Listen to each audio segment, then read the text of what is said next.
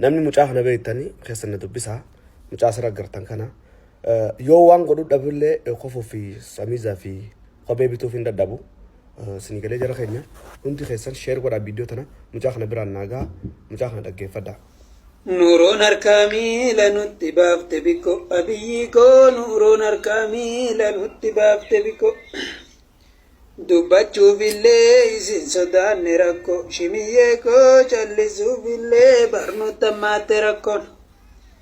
yoo barbaadan jaarraa dhibballee nu bulcha shimiyyee koo yoo barbaadan jaarraa dhibballee nu bulcha.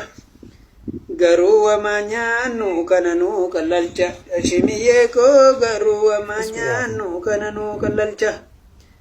barraayinatiin tokko birrii dhibba gale shimiyyee koo barraayinatiin tokko birrii dhibba gale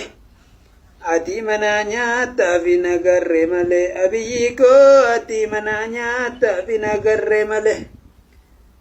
Durnamni birrii dhibba washee matata abiyyi koo durnamni birrii dhibba washee matata har'a birriisaa namni misaan bitata shimiyyee koo har'a birriisaa ijoolletuttiin taphata nuuroon ammaattee saayibataane rakkoon abiyyi koo nuuroon ammaattee saayibataane rakkoon. Sila garamde majirrame adoko abiyiko sila garamde majirrame adoko